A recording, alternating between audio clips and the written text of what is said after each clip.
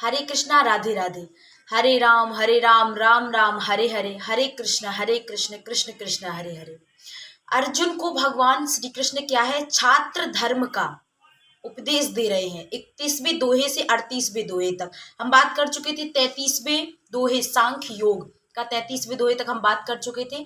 अर्जुन से भगवान श्री कृष्ण कहते हैं कि अर्जुन, आकीर्तिं चापि भूतानि कथयिष्यन्ति ते व्ययाम् संभावितस्य चाकीर्तिर्मरणादतिरिच्यते। और सब प्राणी भी तेरी सदा रहने वाली अपकीर्ति का कथन अर्थात निंदा करेंगे यदि तू युद्ध नहीं करेगा, क्योंकि क्षत्रिय का धर्म है। इस क्षत्रिय का धर्म क्या है, युद्ध करना, वो भी धर्म युद्ध करना। यदि तू नहीं करेगा तो क्या है, तेरी अपकीर्ति का सभी प्राणी स्मरण करेंगे, निंदा करेंगे। वह अपकीर्ति सम्मानित मनुष्य के लिए मृत्यु से भी बढ़कर दुखदाई होती है। भयाद्रणाद्रुपरतम मनस्यन्ते त्वां महारथा येषां चात्वं बहुमतो भूत्वा यास्यसि लाघवम्। तथा महारथी लोग तुझे भय के कारण युद्ध से हटा हुआ मानेंगे। जिनकी धारणा में तू बहुमान्य हो चुका है, उनकी दृष्टि में तू लघुता को प्राप्त हो जाएगा। क्योंकि अर्जुन क्या थे, उस समय के सबसे बड़े धनुर्धर थे, सबसे श्रेष्ठ धनुर्धर अर्जुन को माना जाता था। तो महारथी क्या सोचेंगे कि अर्जुन युद्ध से पीछे हट गया, मतलब अर्जुन ने हार को स्वीकार कर लिया। अवांच बादांश बहून वदिष्यन्ति तवाहितः निंदन्तस्व समर्थ्यम ततो दुखतरम नु किम। तेरे शत्रु लोग तेरी सामर्थ्य की निंदा करते हुए बहुत से ना कहने योग्य वचन भी कहेंगे। उससे बढ़कर और दुख की बात क्या होगी, क्योंकि सम्मानित पुरुष के लिए सबसे बड़ा दुख यदि होता है तो वह अपमान होता है।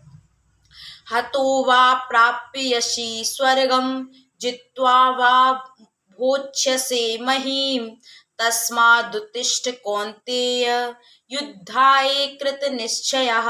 अगर युद्ध में तू मारा जाएगा तो तुझे स्वर्ग की प्राप्ति होगी। भगवान कहते हैं कि तुम्हारे दोनों हाथ में लड्डू है, यदि युद्ध में तुम मारे जाओगे तो क्या है, तुम्हें स्वर्ग की प्राप्ति होगी। अगर युद्ध में तू जीत जाएगा तो पृथ्वी का राज्य भोगेगा। अतः हे कुंती नंदन, तू युद्ध के लिए निश्चय करके खड़ा हो जा। और जीवन में भगवान ने अभी इस नेक्स्ट श्लोक में 38वें श्लोक में लास्ट में छात्र धर्म का यहाँ पर भगवान उपदेश एंड कर देते हैं। छात्र धर्म का लास्ट श्लोक है। तो भगवान कहते हैं कि जीवन में अर्जुन निष्काम कर्म का अर्थ होता है कि उद्देश्य आपका एक हो। जब तक आपका उद्देश्य एक नहीं होगा तब तक वह निष्काम कर्म नहीं कहा जाता। निष्काम कर्म अर्थात आपकी कामनाएं, मतलब 6 चीजों का त्याग हो, जिसमें सुख दुखे समीकृत्या लाभा लाभो जया जयो ततो युद्धाय युज्यस्व नैवं पापम वाप्यस्यसि। मतलब जय पराजय, निष्काम कर्म योग का जय पराजय से आप हो रही है। जैसे आपने उद्देश्य बना लिया, जैसे हमने बना लिया उद्देश्य कि हमें भगवान का गुणानुवाद करना है।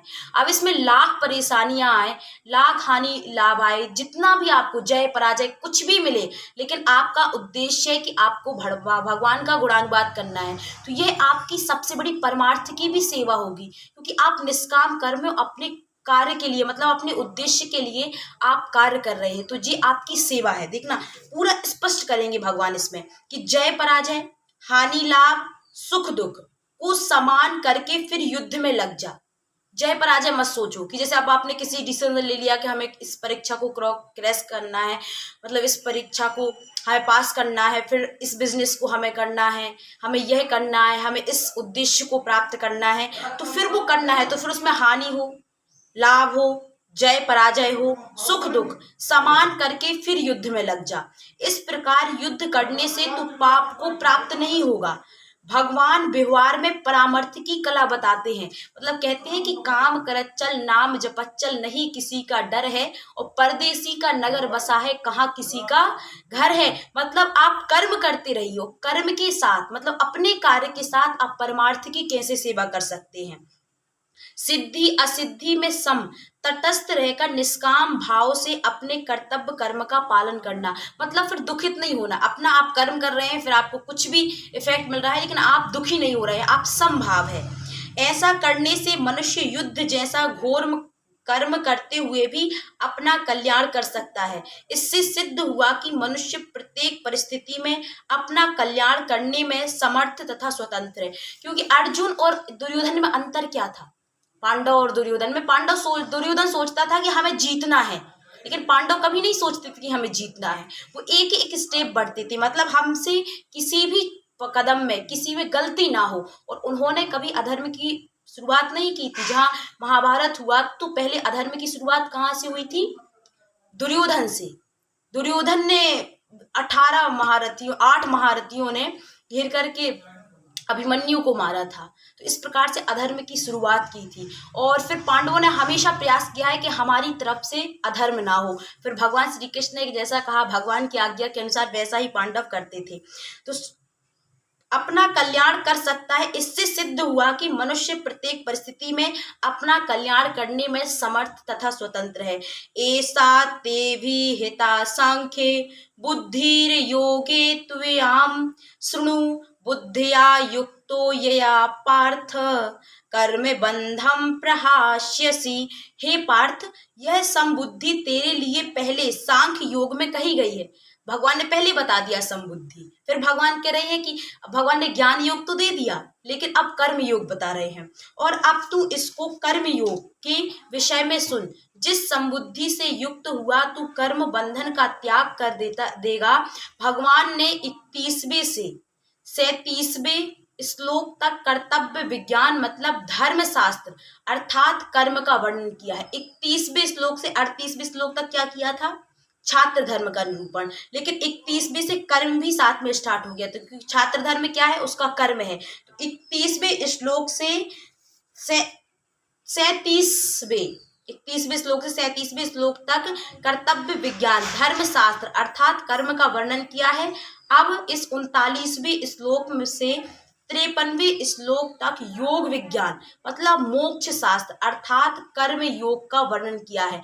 जो धर्म शास्त्र हो गया, यह क्या है? कर्म योग का वर्णन किया है।